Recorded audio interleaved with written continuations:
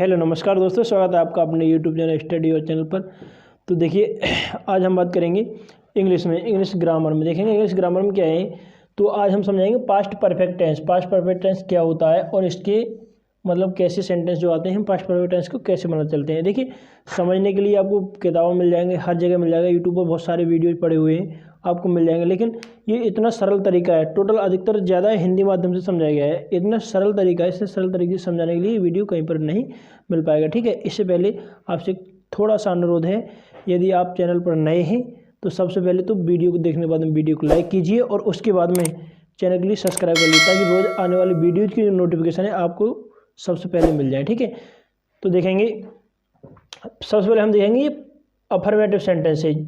ठीक है, तो अफर्मेटिव सेंटेंसेज में क्या आता है, तो सबसे पहले देखेंगे इसकी पहचान क्या है। पास्ट परफेक्ट टेंस की पहचान क्या होती है। इस काल के वाक्यों में काम का होना भूतकाल में किसी निश्चित अवधि से पहले समाप्त होना पाया जाता है। तो अथवा दो कार्य भूतकाल में समाप्त होते हैं, पहले एक कार्य जो पहले होता है और दूसरा बाद में। अतः ऐसे वाक्यों के अंत में चुका था, चुकी थी, चुके थे, या था और ए थे आदि शब्द आते हैं। अगर सेंटेंसेस कहीं पर भी हमें मिल जाए और बाद में अगर तुम्हें दिखाई दे जाए कि चुकी थी या चुके थे या चुका था आदि शब्द, इनमें से कोई भी XYZ कोई भी शब्द आ जाए, तो देख के हम बता सकते हैं कौन से टेंस का सेंटेंस है। पास्ट परफेक्ट टेंस का अफर्मेटिव सेंटेंस है। ठीक है, पास्ट परफेक्ट टेंस का ये सेंटेंस है। तो इसमें क्या है देखेंगे, रूल नंबर देखेंगे, रूल क्या है इसका। एक तो ये है एक वचन हो या बहुवचन, जानते होंगे एक वचन या बहुवचन क्या होते हैं। एक वचन हो या बहुवचन, दोनों में इसमें हेड लगाकर वर्ब की थर्ड फॉर्म का प्रयोग करते हैं। दोनों में चाहे बहुवचन हो या एक वचन, दोनों में हेड लगाकर वर्ब की थर्ड फॉर्म का प्रयोग करते हैं। तो और जो मतलब पास्ट मतलब प्रेजेंट के होते हैं उनमें हैज या हैव का प्रयोग करते हैं, लेकिन इसमें केवल हेड का प्रयोग करते हैं, एक वचन हो या बहुवचन, दोनों में ही। तो देखेंगे तो ये जिन वाक्यों में दो कार्य भूतकाल में पाए जाते हैं, ये हो गया रूल नंबर 1 अपना। रूल नंबर 1 को देख लेंगे। जिन वाक्यों में दो कार्य भूतकाल में पाए जाते हैं, जो कार्य पहले समाप्त हुआ हो उसे पास्ट परफेक्ट टेंस में बनाते हैं। जो कार्य पहले समाप्त हुआ होता है उसे पास्ट परफेक्ट टेंस में बनाते हैं। अभी एग्जाम्पल के माध्यम से हम समझाएंगे, आगे देखेंगे। तो देखो जैसे कि सबसे पहले क्या है, शब्द सूत्र लिख ले रहे हैं इसका। S subject plus head plus verb की थर्ड फॉर्म प्लस अदर। ठीक है, ये तो अदर का प्रयोग अभी यहाँ नहीं करेंगे। इसमें क्या है, जो कार्य जो वाक्य में पहले हुआ हो, समाप्त हुआ हो, उसे पास्ट परफेक्ट टेंस में बना देंगे इस प्रकार से शब्द सूत्र के आधार पर। और जो कार्य बाद में समाप्त हुआ हो उसे पास्ट सिंपल टेंस में, जो पिछली वीडियो में आप देख चुके हैं पास्ट सिंपल टेंस क्या होता है, पास्ट सिंपल टेंस में बनाते हैं। जैसे कि देखेंगे सब्जेक्ट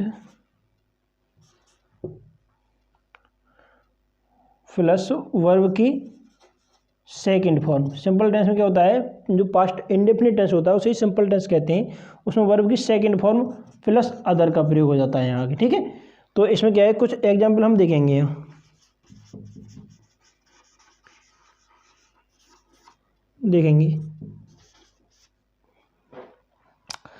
यह है पहला एग्जाम्पल हो जाएगा, मेरे स्टेशन पहुंचने से पहले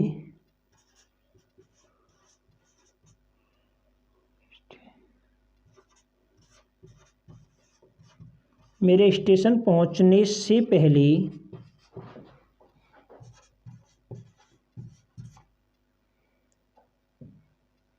गाड़ी जा चुकी थी या ट्रेन जा चुकी थी, ट्रेन जा चुकी थी।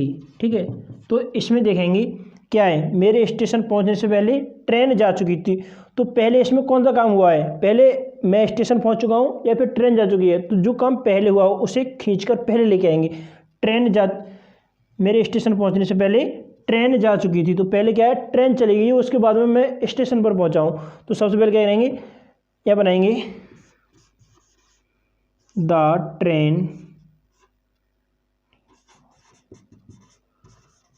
हेड, अभी मैंने बताया था सब्जेक्ट प्लस हेड और वर्ब की थर्ड फॉर्म। तो सब्जेक्ट क्या हो गया, the train had, plus verb की third form the train had started, the train had started. अब तो ये हो गया ये, ठीक है। अब इसके बाद में क्या है, अब देख लेते हैं, ये तो बन गया। अब सब्जेक्ट प्लस वर्ब की सेकेंड फॉर्म, तो मेरे स्टेशन पहुंचने से पहले, उसके बाद क्या है, the train had started before. अब देखिए मेरे स्टेशन पहुंचने से, तो आई रीच्ड, इसकी क्या है, सेकेंड फॉर्म लग जाएगी reached, REACHED, reached to station, यहाँ लिख देते हैं टू स्टेशन, ठीक है। और एक एग्जाम्पल और देख लेते हैं।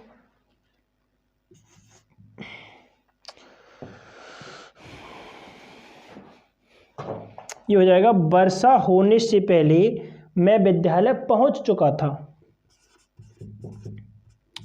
वर्षा होने से पहले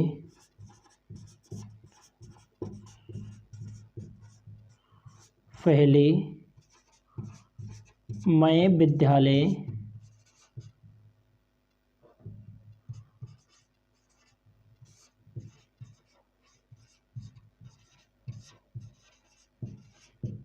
पहुंच चुका था, ठीक है। तो इसमें देखेंगे, इसमें क्या है, पहले वर्षा हुई है या विद्यालय पहुंचा गया है, तो इसमें क्या है, वर्षा होने से पहले मैं विद्यालय पहुंच चुका था, तो पहले मैं विद्यालय पहुंच गया हूं, तो इसे देखेंगे।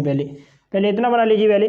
तो आई, मैं ये पहले ही बता चुका हूँ, एक वचन या बहुवचन दोनों के साथ में हेड का प्रयोग करेंगे, तो आई हैड। अब देखो पहुंचने के रहेंगे reached, I had reached to school, I had reached to school. अब देखो ये तो हो गया इतना, अब रह गया ये। अब इसे देखेंगे, तो पहले की लगाइए बिफोर, ये तो पता ही होगा, बिफोर पहले के लिए बिफोर का और बाद के लिए आफ्टर का हम प्रयोग करते हैं, वो आगे बताएंगे। तो देखेंगे I had reached to school before. अब क्या रह गया, ये रह गया इतना। अब इसे बनाइए, तो बिफोर स्टार्टेड द रेन लगा देंगे, या बिफोर द रेन्ड, RAIND, ठीक है। तो ये हो गया सेकेंड एग्जाम्पल। अब देखेंगे, अब हम बात करेंगे, ये है रूल नंबर 2 के बारे में देखेंगे।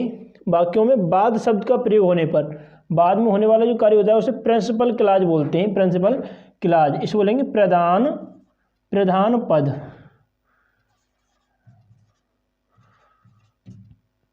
ठीक है। और बाद शब्द का प्रयोग होने पर जो बाद में होने वाला कार्य होता है वो प्रिंसिपल क्लॉज कहलाता है, तथा पहले होने वाला जो कार्य होता है सबऑर्डिनेट क्लॉज होता है, अप्रधान पद होगा। तो इसमें क्या है, प्रिंसिपल क्लॉज, PC में प्रिंसिपल क्लॉज में प्रत्येक कर्ता के साथ में क्रिया की सेकेंड अवस्था का प्रयोग करते हैं, जो वर्ब होती है उसकी दूसरी अवस्था का प्रयोग करेंगे, किसमें, प्रिंसिपल क्लॉज में। और अगर SC आ जाए, सबऑर्डिनेट क्लॉज आ जाए, सबऑर्डिनेट क्लॉज में हेड लगाकर हेड के साथ वर्ब की थर्ड फॉर्म का प्रयोग करते हैं। देखो हुआ कुछ नहीं है इसमें, तो हम पहले इसका प्रयोग कर रहे थे और इसमें उसका प्रयोग करेंगे, इसमें बिल्कुल ठीक विपरीत हो जाएगा और बदलना कुछ नहीं है। तो देख लेते हैं, इसके भी कुछ एग्जाम्पल देख लेंगे।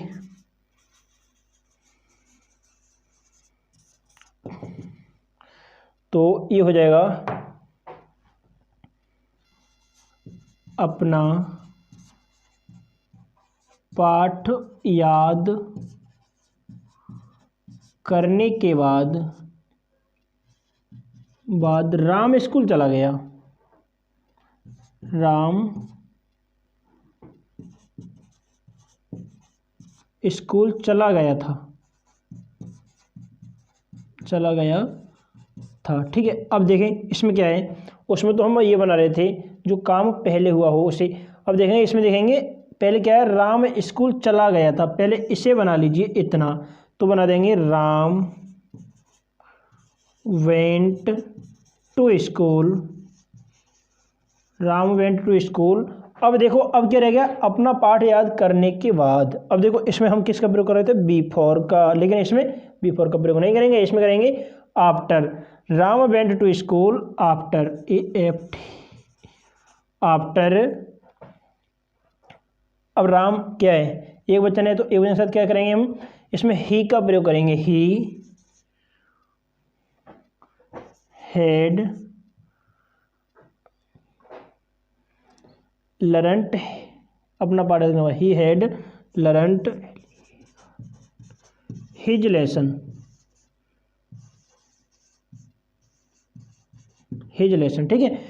और देखते हैं, ये हो गया ये। चलो अब देखते हैं नेगेटिव सेंटेंस से जाते हैं, नेगेटिव सेंटेंस के बारे में देखेंगे। नेगेटिव,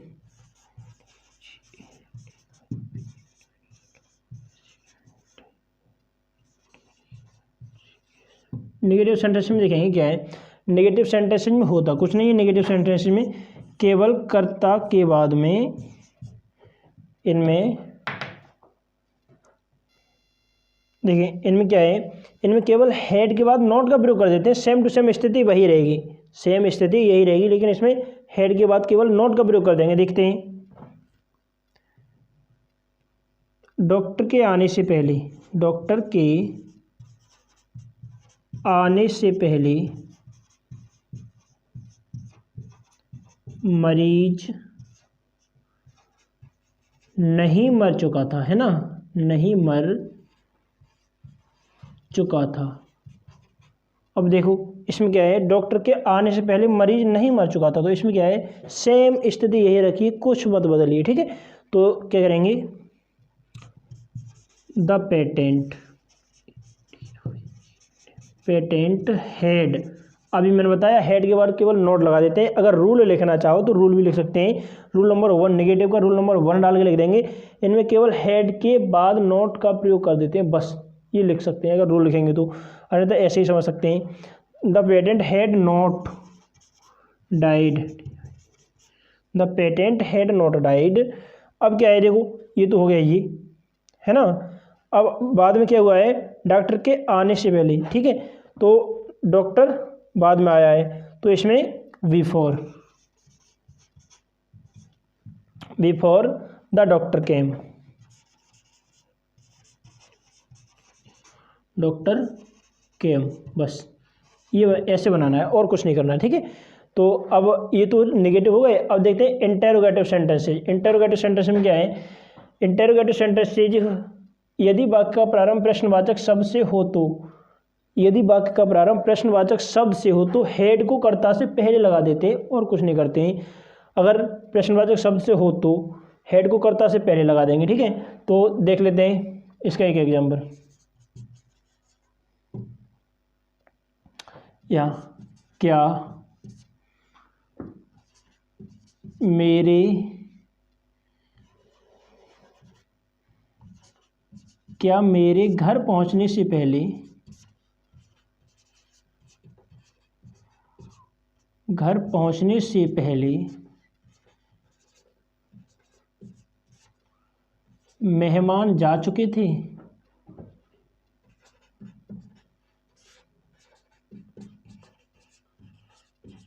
मेहमान जा चुके थे, ठीक है। लेकिन एक बात का विशेष ध्यान रखेंगे, इसमें क्वेश्चन मार्क अवश्य लगाएंगे, क्वेश्चन मार्क, ठीक है। अगर क्वेश्चन सेंटेंस हमने सही कर दिया लेकिन क्वेश्चन मार्क नहीं लगाया तो सेंटेंस गलत माना जाएगा। इसमें देखेंगे, अब देखो मेहमान, इसमें क्या हुआ है, पहले मेरे घर पहुंचने से पहले मेहमान जा चुके थे, तो सबसे पहले क्या हुआ है, इसमें मेहमान चले गए, हम घर पहुंच नहीं पाए, उससे पहले मेहमान चले गए, तो पहले मेहमान को भेजो। Head the guest, the guest, head the guest. अब देखो मैंने बताया था मेहमान जा चुके थे, तो इसमें कौन सा प्रयोग क्या करना है, वर्ब की थर्ड फॉर्म का प्रयोग होना, ये पता होगा आपके लिए। The had the guest gone, gone before, मेरे घर पहुंचने से पहले, before I reached reach to home. ठीक है, बस। और देखेंगे चलिए इसे नीचे लिख लेते हैं यहाँ, had the guest gone before I reached to home. ठीक है, क्वेश्चन मार्क। और देखेंगे अब ये तो बात थी यदि प्रश्नवाचक शब्द वाक्य के प्रारंभ में आ जाए, वाक्य के शुरू में आ जाए तो इस तरीके से बनाएंगे। यदि प्रश्नवाचक शब्द वाक्य के बीच में आ जाते हैं, कब, क्यों, कैसे, क्या, ये शब्द यदि वाक्य के बीच में आ जाए तो हम सेंटेंस को कैसे बनाएंगे। तो देखेंगे एक एग्जाम्पल ये भी देख लेते हैं। इसमें देखेंगे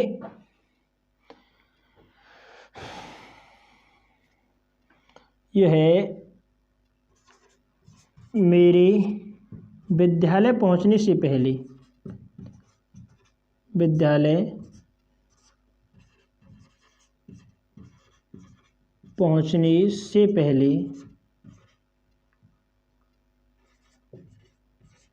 मेरे विद्यालय पहुंचने से पहले चपरासी घंटी क्यों नहीं बजा चुका था। चपरासी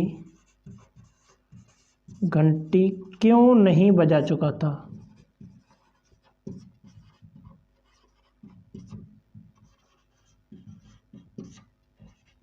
ठीक है, तो इसमें देखिए मेरे विद्यालय पहुंचने से पहले चपरासी घंटी क्यों नहीं बजा चुका था। अब इसमें देखिए प्रश्नवाचक शब्द क्या है, क्यों।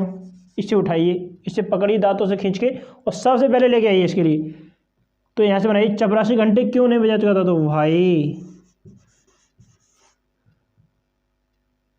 Head the peon, why had the peon rang the bell,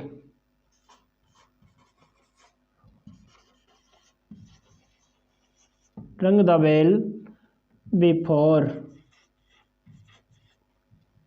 मेरे विद्यालय पहुंचने में से I reached, why had the peon not rang, negative है तो इसे पियोन के बाद नॉट का प्रयोग करेंगे। ठीक है, आई रीच्ड टू स्कूल। ठीक है, तो क्या है, ये तो थे इंटेरोगेटिव सेंटेंसेज। ये इंटेरोगेटिव हो गया अफर्मेटिव और ये इंटेरोगेटिव नेगेटिव का हो गया। ठीक है, तो क्या है ये एग्जाम्पल और मतलब अफर्मेटिव, नेगेटिव, इंटेरोगेटिव सभी को मुझे उम्मीद है सही से समझ में आया होगा। यदि वीडियो मतलब ये सब कुछ समझ में आया हो तो वीडियो को लाइक कीजिए, चैनल को सब्सक्राइब करिए। ठीक है, धन्यवाद।